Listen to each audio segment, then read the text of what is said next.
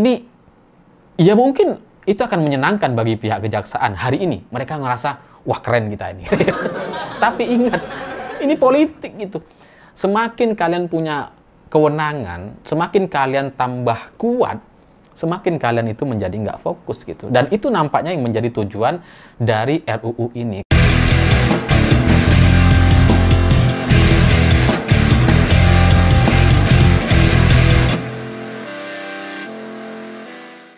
Selamat malam semuanya. Dalam beberapa hari terakhir ini sebenarnya muncul isu penolakan terkait RUU Kejaksaan. Tapi ini tidak terlalu nyaring di media ataupun media sosial karena mungkin orang nggak paham atau bahkan terjadi salah paham. Karena ketika muncul RUU Kejaksaan, orang-orang berpikir, orang-orang yang tahu gitu ya, mereka ngiranya ini justru akan menguatkan kejaksaan. Dan itu bagus.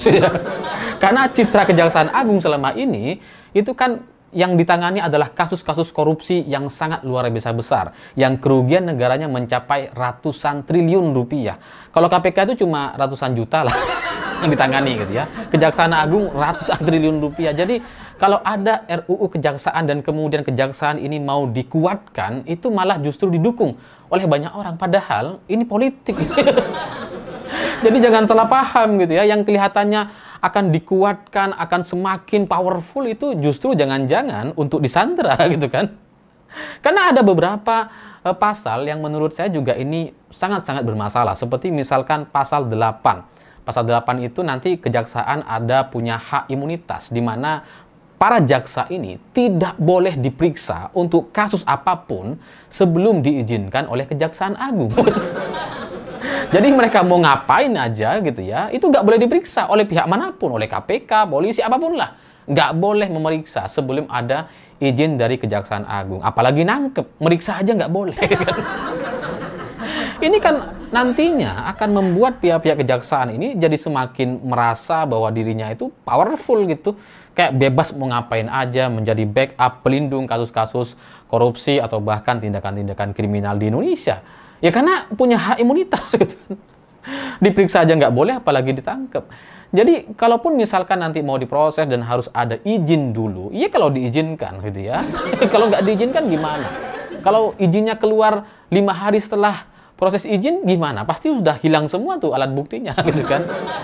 Jadi ini mengerikan sekali dan juga sebenarnya sangat-sangat mencurigakan. Apalagi kejaksaan nantinya akan diberikan kewenangan untuk menyadap, penyadapan dan penyidikan juga. Jadi udah kayak polisi nih. Bisa nyadap, bisa menyidik sendiri gitu ya.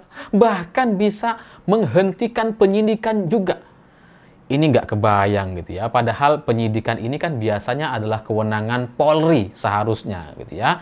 Tapi kalau pihak kejaksaan juga nantinya punya kewenangan untuk menyidik dan menghentikan penyidikan, saya membayangkan gitu nantinya ada satu kasus yang kemudian disidik sama pihak kepolisian dan kemudian diberhentikan sama kejaksaan. Bisa aja tuh. Atau ada satu kasus yang sedang ditangani oleh pihak kepolisian dan kemudian pihak kejaksaan juga menangani dan menghentikannya. Bisa aja. Jadi inilah yang nampaknya harus kita hati-hati karena ini adalah urusan yang sangat-sangat politis gitu. Karena jangankan kejaksaan gitu ya, dari sisi KPK saja yang isi pegawainya juga banyak anggota kepolisian, itu terjadi bentrok itu. Terjadi tumpang tindih juga di sana gitu ya. Sempat kan muncul isu soal cicak dan buaya kan. Apalagi ini kejaksaan yang memang beda alam ini dengan pihak kepolisian gitu. Kalau sampai punya kewenangan yang sama, mirip-mirip, ini sangat-sangat mengkhawatirkan sekali karena yang ditangani oleh pihak kepolisian bisa saja kemudian dihentikan oleh pihak kejaksaan. Begitu juga sebaliknya. Inilah yang kemudian nanti akan timbul bentrok dan kita jadi susah fokus gitu. Jadi sulit untuk dibayangkan bagaimana nanti pihak kejaksaan bentrok dengan pihak kepolisian di tingkat daerah-daerah tuh. Kalau di tingkat nasional mungkin ketika viral itu berhenti mereka. Tapi kalau di daerah-daerah, di desa-desa, itu gimana cara menghentikannya? Kalau sampai kemudian terjadi perselisihan atau adu kekuatan antara kejaksaan dengan kepolisian. Karena kedua institusi ini sama-sama punya kewenangan untuk menyidik dan menyadap. Tapi sekali lagi, karena ini adalah urusan-urusan yang sangat-sangat politis, maka seharusnya kita juga harus melihat sebenarnya ini tujuannya kemana. Karena dengan adanya penambahan kewenangan untuk kejaksaan ini semakin membuat hukum yang ada di Indonesia itu jadi semakin nggak pasti gitu. Karena bisa aja dia diproses di kepolisian dan kemudian ditangani atau diakhiri di kejaksaan. Begitu juga sebaliknya, kan jadi semakin nggak pasti, semakin nggak jelas aturan hukum yang ada di Indonesia. Dan ketidakpastian hukum semacam ini itu akan memunculkan peluang-peluang baru bagi pihak mafia hukum. Jadi para calo-calo hukum itu bisa semakin atraktif mereka, bisa semakin banyak peluang untuk menghentikan atau memainkan kasus. Nah, pertanyaannya ini ada apa? Di tengah kasus-kasus Kejaksaan Agung yang sangat luar biasa besar, yang sangat-sangat fenomenal sekali, yang kerugian negaranya mencapai ratusan triliun dan itu tidak tersentuh KPK, tiba-tiba muncul RUU Kejaksaan. Ini tujuannya apa? Pasti politik gitu. Ya karena selama ini Kejaksaan Agung ini bisa dibilang adalah lembaga atau institusi yang masih belum kepegang gitu ya. Kalau yang lain kan sudah aman lah, aturable semua mereka gitu ya. Dan ketika Kejaksaan sekarang menangani kasus-kasus besar, korupsi ratusan triliun rupiah, itu kan menunjukkan bahwa karena mereka fokus dan punya ruang terbatas sehingga bisa menyelesaikan kasus-kasus besar. Sementara lembaga yang lain seperti katakanlah KPK itu menjadi tidak terlalu fokus lagi karena banyak sekali intervensi, banyak sekali orang bermain di sana dan kemudian kalau kita perhatikan kasus KPK kemarin terkait penahanan Hasto Kristianto itu kan jadi kayak aneh sekali gitu. Kasus yang sudah selesai tahun 2020 muncul lagi dan nampaknya sangat luar biasa besar kasus ini padahal kerugian negaranya 600 nggak ada justru malah gitu ya. Ini kan yang menyuap adalah Harun Masiku ke komisioner KPU. Nggak ada kerugian negara di situ. Tapi kan ketika KPK menahan Hasto Kristianto, kayaknya ini adalah kasus besar gitu. Padahal nggak ada. Dan Hasto juga ditahan bukan karena kasus suapnya, tapi katanya merintangi, menghalang-halangi penahanan atau penangkapan terhadap Harun Masiku yang itu juga masih abu-abu sekali. Tapi bandingkan dengan Kejaksaan Agung gitu. Kasus-kasusnya sangat luar biasa besar.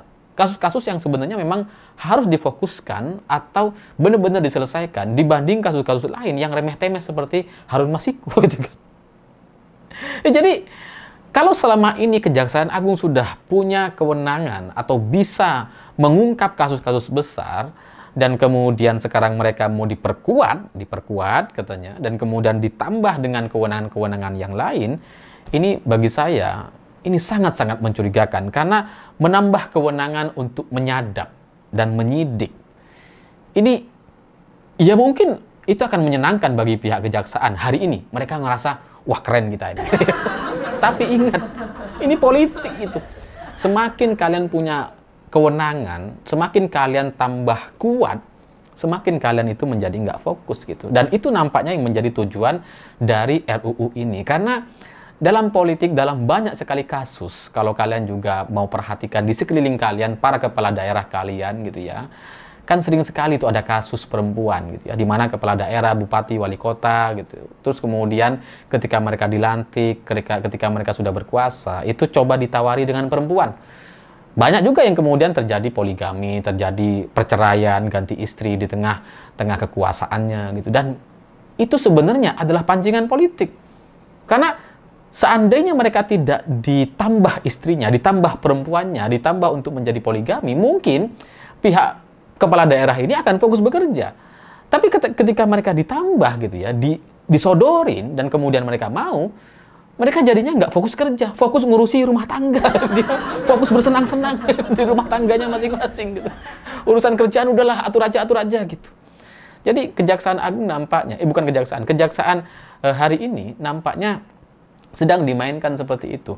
Dia coba ditambah kewenangannya supaya lebih banyak mainannya, sama seperti kepala daerah yang ditambah selir-selir dan dayang-dayangnya, supaya mereka nggak fokus bekerja. Sehingga nantinya kasus-kasus korupsi besar jadi tidak bisa lagi diungkap oleh kejaksaan.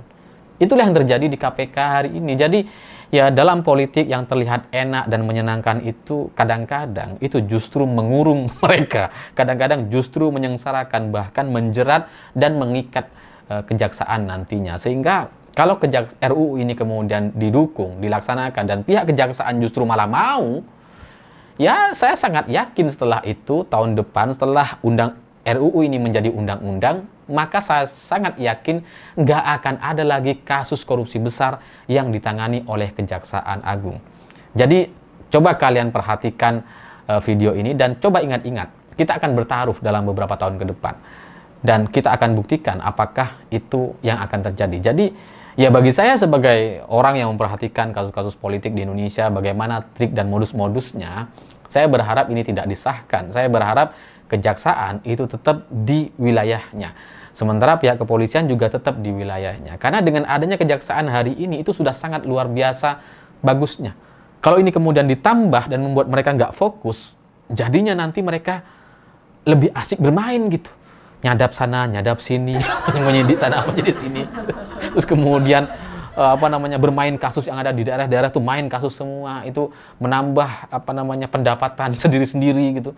Bersaing dengan pihak kepolisian, nambah-nambah kasus gitu, itu akan sangat-sangat merugikan kejaksaan itu sendiri. Sehingga ya RUU ini harusnya ditolak, dan kemudian kalaupun mau disahkan menjadi undang-undang, beberapa pasal yang berlebihan atau membuat kejaksaan menjadi powerful itu benar-benar harus dikoreksi dan dipikirkan ulang. Saya pikir itu. Terima kasih sudah menonton. Begitulah kura-kura.